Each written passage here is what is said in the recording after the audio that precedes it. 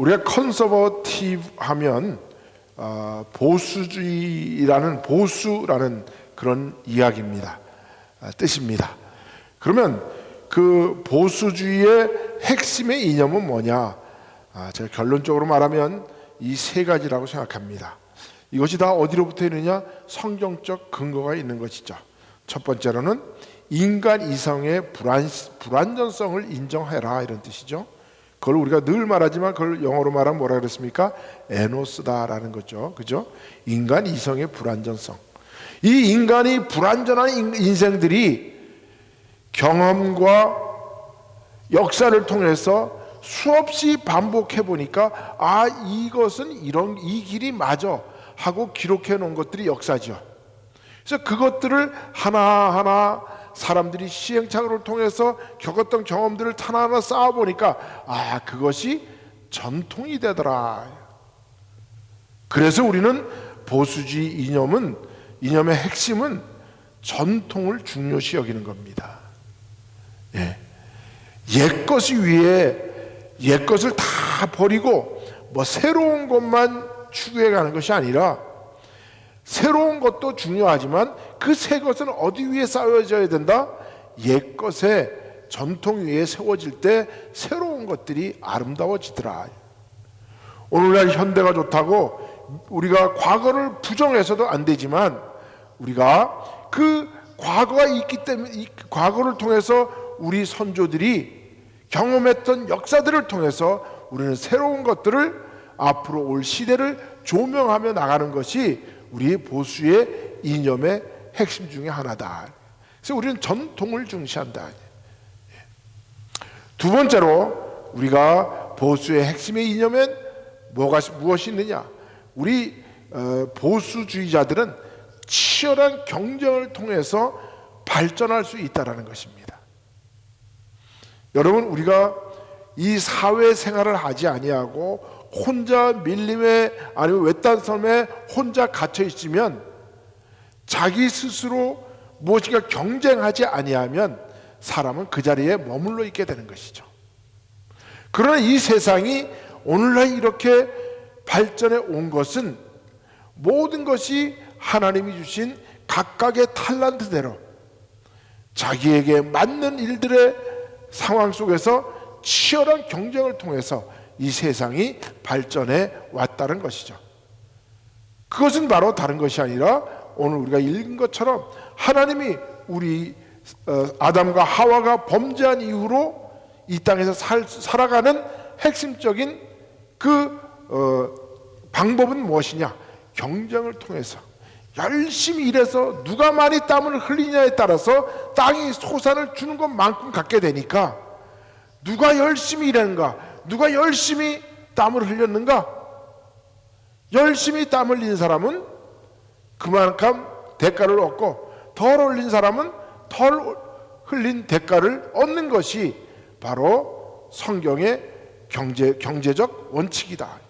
그래서 성경은 경쟁을 해야 돼요. 그래서 사도 바울도 우리 복음을 전하고 천국에 이르려는 사람들은 운동장에 나가는 경주자들처럼 끝없이 경쟁을 통해서 우리의 목표를 다다를 수가 있다라는 것이죠.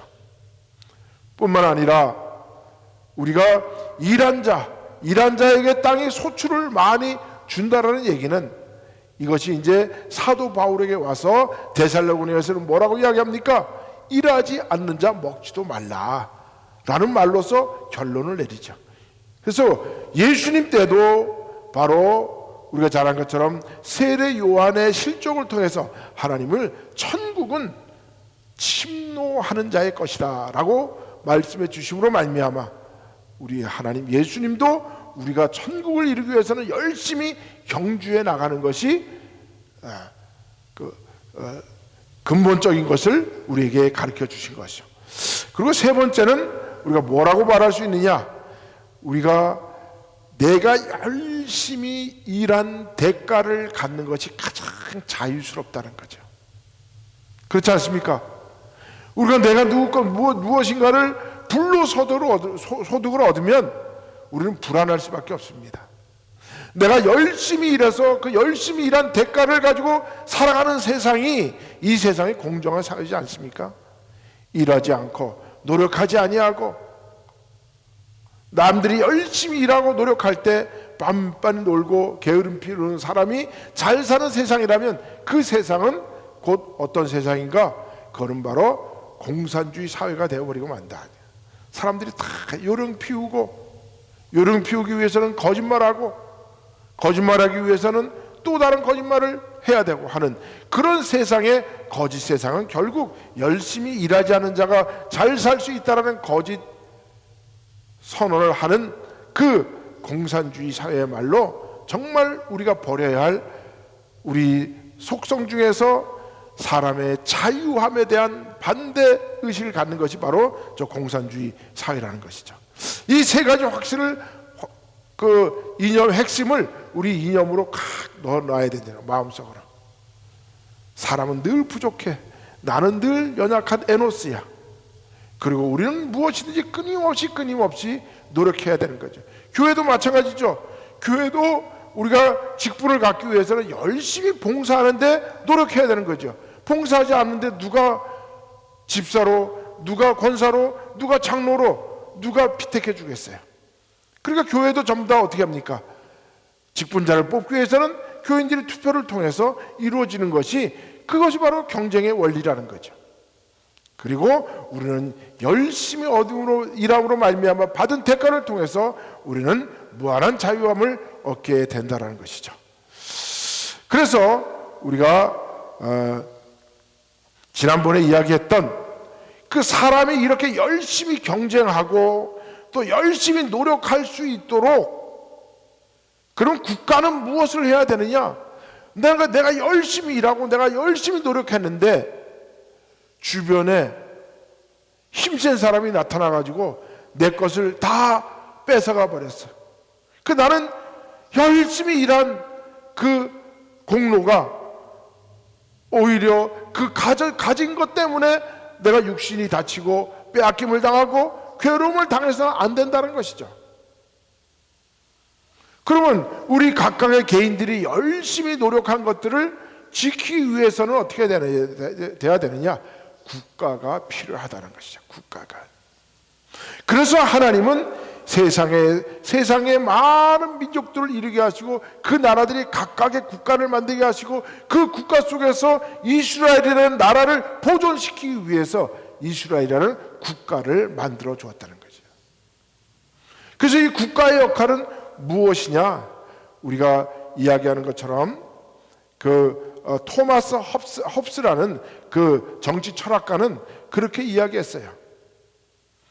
만약에 사람이 생육하고 번성하고 땅에 충만하라는 그런 자기 욕심으로만 살면, 사람들이 절제하는 마음을 갖지 못하면, 자기의 욕심대로만 살면, 성경에서 말하는 것처럼 욕심이 잉태해서 죄를 낳고 죄가 장성해서 사망에 이를까는 그런 모든 사람들이 다 사망에 이르는 공멸의 세상으로 간다.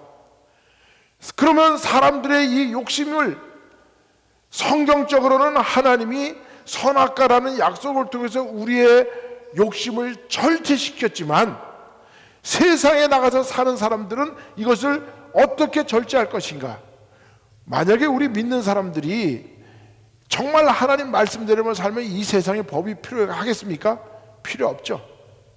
그러나 내가 법이 필요 없다라고 이 세상에 살지만, 나는 착하고 선하고 나는 세상에 법이 다 필요 없는 사람이야 라고 살지만, 상대방은 그렇지 않죠.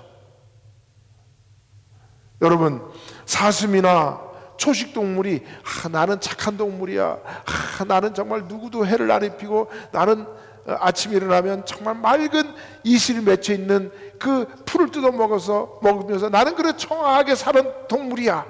자기가 그런다고 옆에 지나가는 배고픈 호랑이나 사자가 그 사슴을 안 잡아먹겠습니까? 내가 그것을 주장한다고 되는 일이 아니에요.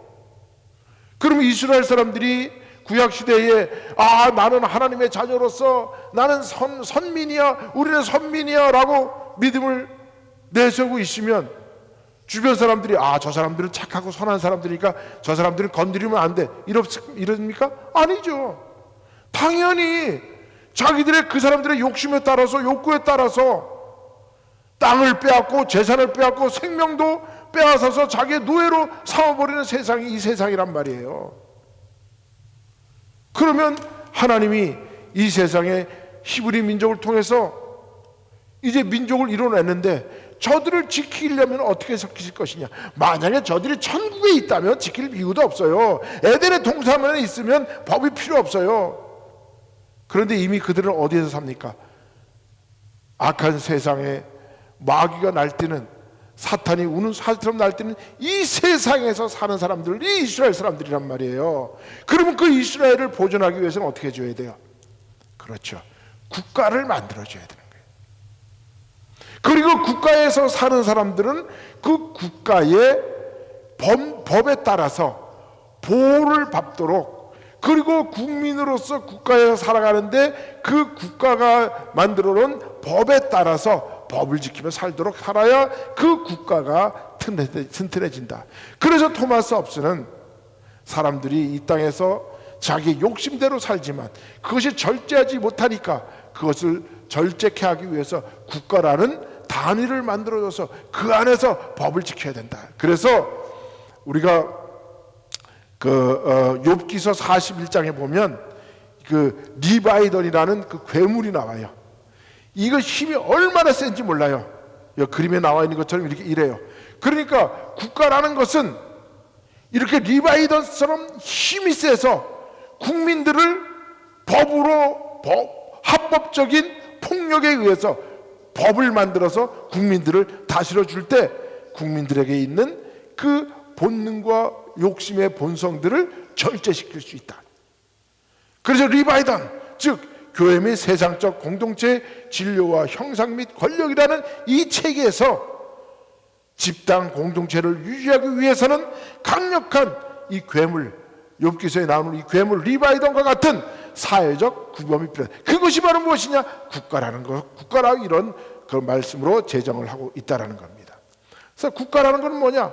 그래서 영국의 철학자 토마스 홉스에서 리바던스에서 국가 수립 이전의 자연 상태를 어떻게 하면 규제할 수 있을까? 그것은 그 사람들을 살리기 위한 거예요. 왜? 가만히 놔두면 욕심 때문에 만인의 인한 만인의 투쟁으로 가기 때문에 다 공멸하니까 그 사람들을 살리기 위해서는 리바이던이라는 강력한 힘으로 국가가 합법적으로 폭력을 써서 국민들을 법안으로 테두리 속에 가둬놔야 한다는 거죠. 이런 상태는 인간의 이기심과 경쟁, 명예욕, 불신 등 여러 가지 감정에 지배받아 모든 사람이 서로에게 적이며 끊임없는 싸움과 공포 속에서 살아가는 야만적 상태, 이것을 우리는 뭐라고 말하느냐? 정글의 법칙이라고 말하는 거예요. 이런 정글의 법칙에서 우리가 살아갈 때 어떻게 살아갈 것이냐? 그러면 약한 자는 다 강한 자에게 빼앗기고 잡아먹게 되느냐? 아니다.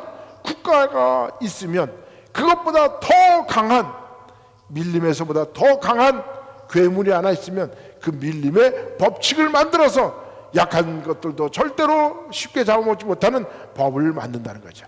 그래서 토마스 홉스는 인간이 본래 이기적이며 사회나 법이 없다면 끊임없는 투쟁성에 놓일 것 같지만, 그러나 이 리바이더라는 국가를 만들어 놓으면 국가가 이들의 본능을 절제해서 모두가 공생할 수 있는 그런 사회를 만들어야 한다고 생각을 했다는 거죠.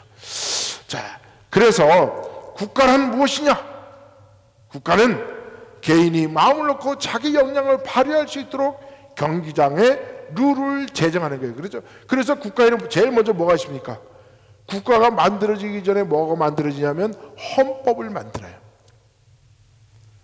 헌법을 만들고 그 헌법에 따라서 국가를 세우는 거예요. 국가가 세워지고 헌법을 만드는 게 아니라 헌법이 만들어지고 그 헌법 위에 국가를 세울 때 그 국가가 온전해진다는 거죠. 이게 반대가 되면요, 국가가 흔들려요. 국가는 어디에 위에 서야 된다? 헌법 위에 서야 돼요. 근데 헌법이 국가에 위해 세워지면 국가는 자기 편한 대로, 권력자가 자기 편한 대로 헌법을 막 만들어 버려요. 오늘날 한국처럼. 입법권이, 법을 만들 수 있는 권한이 어디예요? 국회죠. 그 입법권이 자기 마음대로 헌법도 막 뜯어 고쳐. 이래서는 안 되는 거예요. 그래서 1948년도에 우리나라가 그 대한민국이라는 정부를 수립했는데, 그 정부가 수립되기 이전에 뭘 만들었냐 하면 헌법을, 제정 헌법을 만들어요. 그래서 그 제정 헌법 위에 국가를 세워나가는 거예요. 그래야 그 나라가 튼튼해질 수 있다. 그래서 국가는 헌법을 만들고 그 밑에 법률을 만들고 그 다음에 시행세칙을 만들어서 그 법대로 우리가 국민들이 살아갈 때 안전과 생명과 자유를 만끽할 수 있도록 해줘야 된다는 거죠. 그래서 국가는 개인의 성공, 그건 모든 사람들이 갖는 본능적인 인간의 본성이에요. 그죠? 생육하고 본성의 땅에 충만하려고 하는, 그러나 그 중에 치열하게 경쟁하도록 최소한 정부의 시스템을 작동시켜야 돼요. 근데 모든 걸 국가가 다 해줘. 태어날 때부터 아이는 몇 명 낳아. 그 아이는 태어나면 얘는 무조건 이쪽으로 보내고 쟤는 저쪽으로 보내고, 얘는 뭘 시키고 얘는 뭘 시키고, 그리고 결혼도 이렇게 시켜야 되고 학교는 어떻게 보내야 되고, 국가가 다 해줘.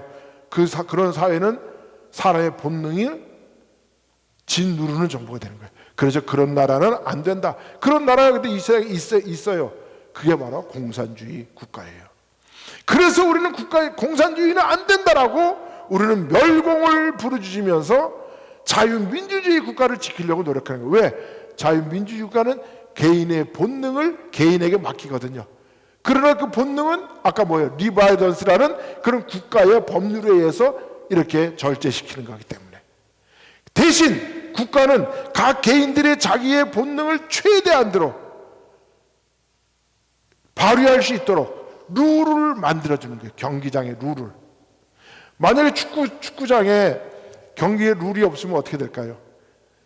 빠른 놈이, 발힘 센 놈이 이기잖아요. 그 축구는 그런 게 아니잖아요. 룰을 만들었고 절대로 손을 대면 안 되고 머리로만 헤딩을 해야 되고, 뭐 이런 어떤 그런 룰이 있을 때 그 경기가 재밌어진다는 거죠. 정부의 간섭이 많을수록 정부에 의존하는 사람이 늘어나고, 그래서 도덕적 해이가 일어나고, 그래서 그 도덕적 해이는 뭐라고 말하느냐? 모럴 해저드다라는 그런 이야기 아마 신문 기사에서 많이 봤을 거예요. 사회적 이 도덕이 해이해지면 사람들이 일을 안 해요. 정부가 다 해주니까 어떻게 하면 정부의 돈 누가 더 많이 빼먹을까? 정부의 돈은 눈먼 돈이라고 해서 먼저 본 사람이 임자야 이러면서 서로 빼먹으려고 그러면 그 나라는 망한다는 거죠. 그래서 이 보수주의자는 어떤 사람들이냐? 이 도덕적 해이를 걱정하는 사람이에요. 이 말은 다른 말로 표현하면, 우리 교회가 만약에 하나님의 말씀에서 벗어나면 그러면 안 돼. 집사님, 성도님, 우리는 교회는 이러이러한 하나님의 말씀의 룰 속에서 살아가는 거예요. 우리가 서로 권면하고 또 이끌어주고 하는 거잖아요. 그죠? 우리는 그것을 믿음이라고 이야기하는 거예요. 그러면 우리가 이 세상에서도 국가라는 룰이 있는데, 그런데 그 룰을 깨서 부숴버리고 자기 마음대로 자기의 본능대로 살아가려고 하는 이 도덕적 모럴 해자드가 있는 것을 걱정하는 사람들이 누구냐? 바로 보수주의자라는 거예요. 그런 마인드를 가진 사람이 누구냐? 보수주의자의 마음이에요. 그러면 보수주의의 마음은 그 모럴 해자들을 걱정하는 사람인데, 모럴 해자들을 마음껏 깨부수면서 자기 마음대로 살려는 사람들은 어떤 사람들이에요? 그 사람들이 바로 사회주의자들이에요. 공산주의자들이에요. 그래서 우리가 지금 3년 전인가 4년 전에 왜 여기 우리 코비드 때문에 막 그럴 때 한참 맨하탄에서 막 데모하고 이랬던 게 뭐예요? 예. BLM 운동이 일어났었잖아요. BLM 뭐예요? Black Lives is Matter 뭐 이래가지고, 예. 흑인들은 옛날에 우리는 노예로 살았기 때문에 우리는 이제 마음대로 할 수 있어. 법을 막 깨치고. 그래서 내가 갖고 싶으면 마음대로 가져. 백화점 가서 다 뚫게, 보석 상점 다 뚫게, 그 다음에 애플 스토어와 무슨 전자제품 다 가서 가지고 와. 이런 세상이 되어야 되더라. 그거를 걱정하는 사람들이 누구냐? 바로 보수주의자들인 거예요. 보수주의자들은 늘 교회가 잘못되면 어떻게 하나 걱정하고, 교회가 모럴 해제대에 빠지면 어떻게 해야 되나, 세상이 그렇게 되면 어떻게 되나, 그렇잖아요.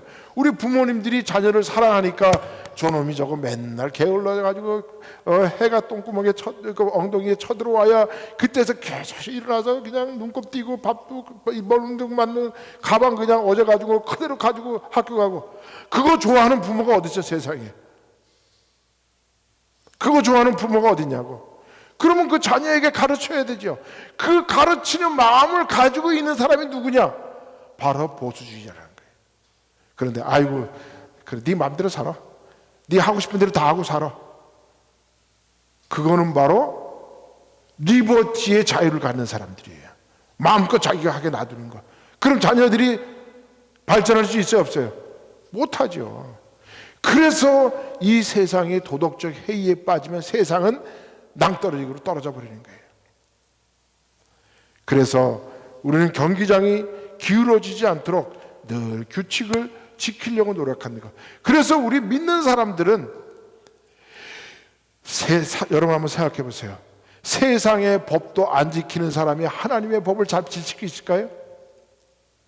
하나님의 법도 잘 안 지키는 사람이 세상 법 지키려고 하겠어요? 아니죠.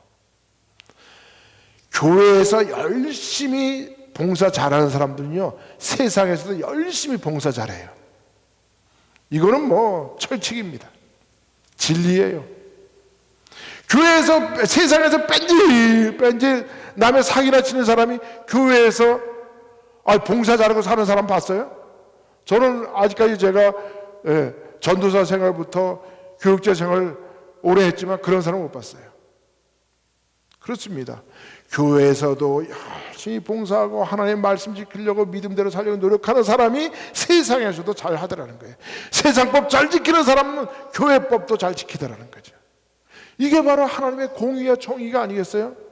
하나님의 공의와 정의가 교회에 하나님의 지성소의 그 제단에서 흘러서 세상을 물들이는 거잖아요. 그죠? 하나님의 은혜의 물로 가득 차게 세상을 우리가 만들어야 되잖아요. 그러기 위해서는 교회의 하나님의 말씀의 법을 잘 지켜야죠. 그 하나님의 말씀의 법을 잘 지키는 사람은 세상에서 나가서도 공의와 정의로 살려고 노력하더라는 거예요. 그런 사람이 바로 보수주의의 마인드를 가진 사람이다 라는 것이죠. 그럼 이제 우리가 한 가지 의문점이 있어요. 아니, 이렇게 경쟁 사회에서 이렇게 열심히 살다 보면 경쟁에서 약하고 또 자기가 선택을 잘못해가지고 실패한 사람들은 그럼 어떻게 할까요? 이런 생각이 들잖아요. 그죠? 네. 그래서 하나님은 이 세상에 사회 안전망을 두셔요. 그걸 우리는 다른 말로 표현하면 복지라는 말로 표현을 하고 있죠. 자, 그래서 치열한 경쟁 속에서 승자 독식의 양극화 현상이 발생하게 되죠. 그렇잖아요. 땀을 열심히 흘리지 않는다. 열심히 일하는 데는 잘 살고, 열심히 근데 땀을 흘렸는데도 땅에 소출을 못 받는 때도 있어요. 왜? 내가 뭔가 선택을 잘못했기 때문에. 그렇잖아요. 그죠? 그러면 그런 실패자들을 우리가 어떻게 해야 될 것이냐? 그런데 하나님은 그것을 해결책을 성경에서 우리에게 주셨어요. 뭐냐? 세금 부과와 복지 시스템을 작동해서 패자 부활전을 통한 사회 복지를 실현하도록 만들으시는데, 그게 바로 뭐냐? 희년이라는 하나님의 믿음의 정신이에요. 희년은 뭐냐 그러면, 희년은 성경의 경쟁 원리로부터 보면 하나님 나라의 사랑의 정신을 내포하고 있어요. 그 희년은 뭐냐 하면 해방, 자유라는 뜻이에요. 희년. 근데 이 희년은 어떻게 만들어지냐, 이루어지냐? 안식년을 우리가 7년마다 안식을 주게 되잖아요. 그죠? 안식년은 7년을 7번 들고 나면 77이 49, 49년인데 그 7번의 안식년을 지난 다음에니까 뭐냐, 50년 만에 일어나는 그 하나님의 사랑의 선포가 바로 뭐냐 하면 희년을 선포하라는 거예요. 그거는 뭐냐 그러면 보세요. 하나님이 이스라엘 백성들에게 가나안 땅을 정복하게 한 후에 그 다음에 모든 지파에게 똑같이 식구수에 따라서 땅을 배분해 주잖아요. 그죠?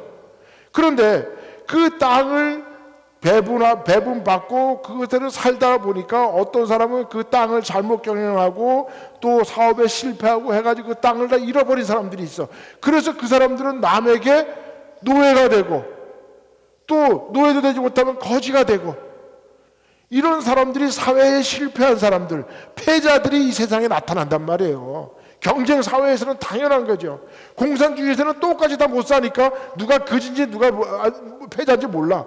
근데 자유민주주의 시장경제 속에서 살다 보면 승자와 패자가 뚜렷이 나타난다면, 어떤 사람은 잘 살고 어떤 사람은, 근데 어떻게든지 국가는 그 중산층이 많은 나라가 되기 위해서 노력을 하지만 어차피 잘 사는 사람과 못 사는 사람이 양극화가 일어난단 말이에요.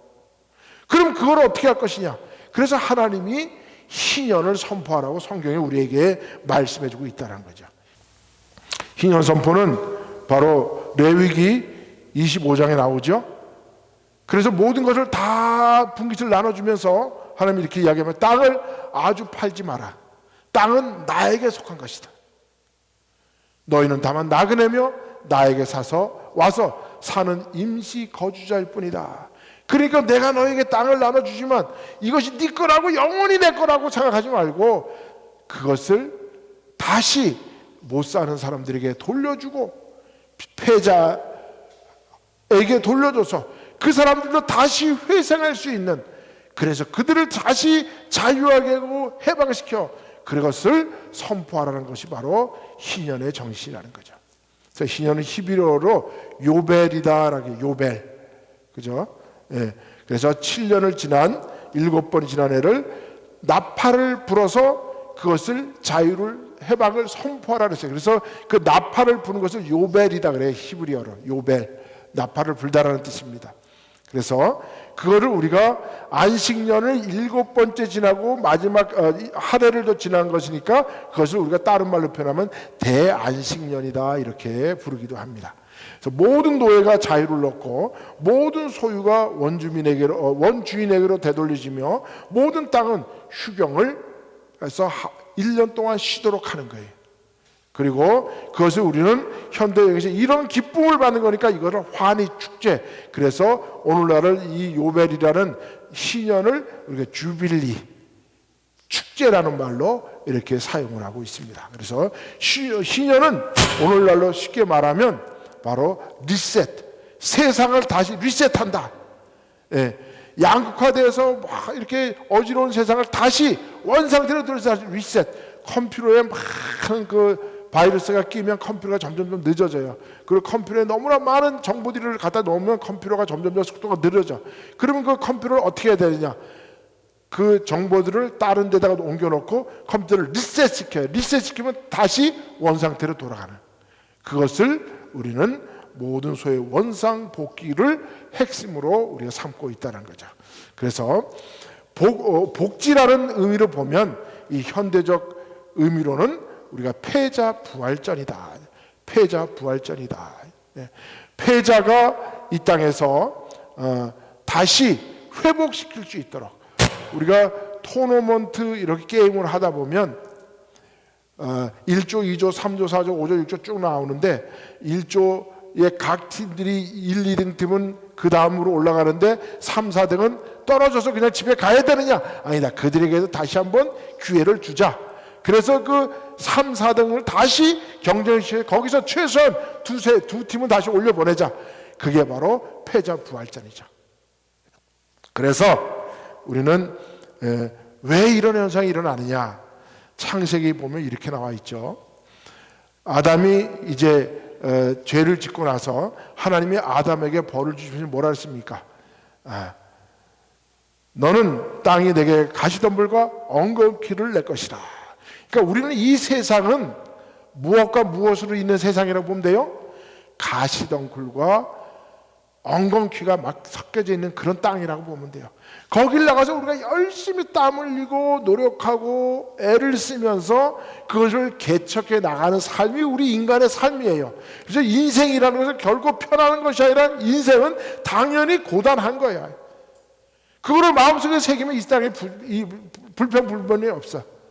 어차피 이 세상은, 어차피 내가 나가서 싸워야 할 이 경쟁 사회는 가시덤불과 엉겅퀴가 맺혀있는데, 그거를 어떻게 하면 내가 장미꽃과 아름다운 꽃들이 피어나는 세상으로 만들까? 우리가 노력하는 사람들이 바로 보수주의 정신을 가지고 있는 사람들이라는 거예요.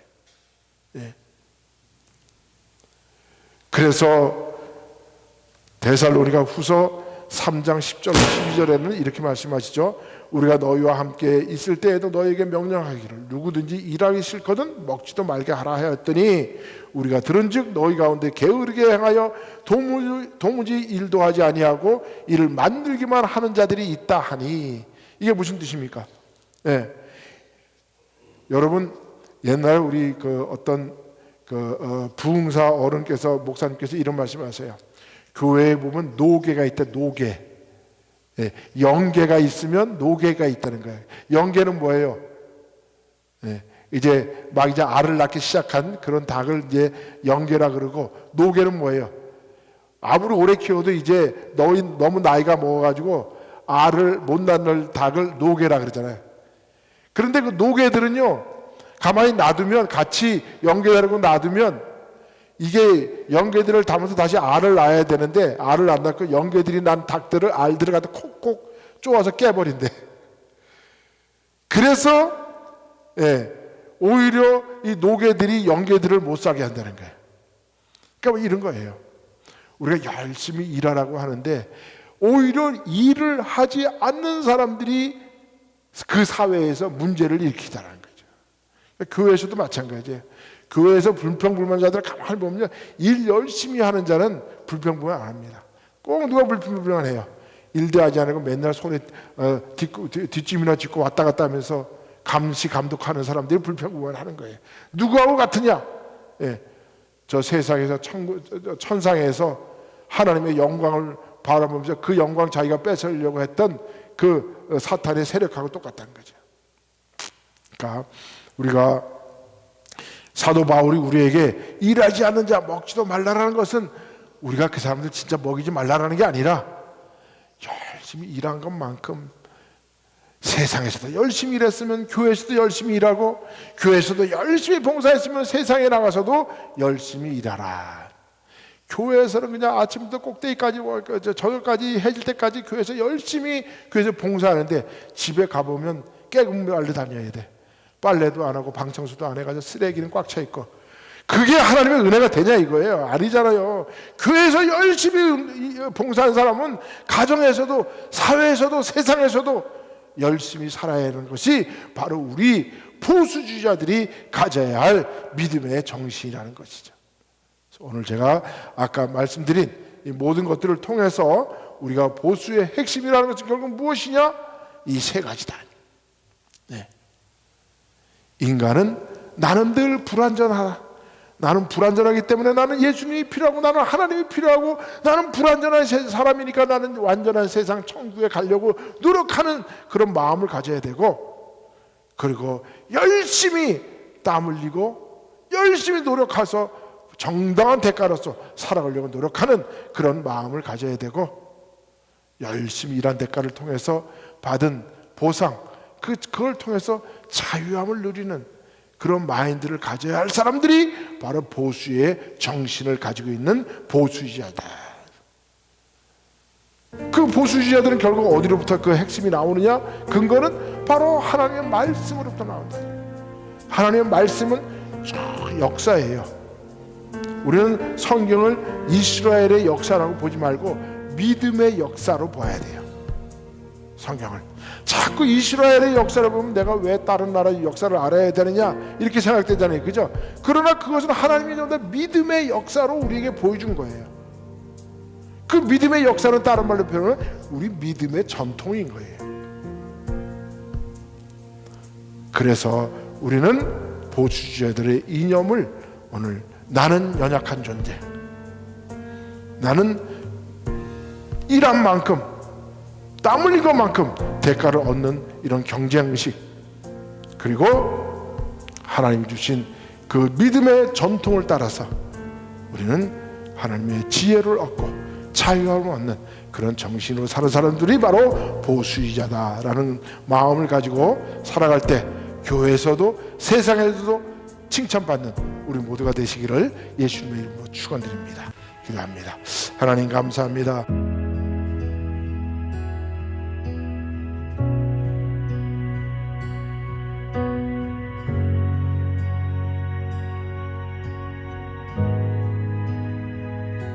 주님 놀라우신 길을 만드는 기적의 주 어둠 속에 빛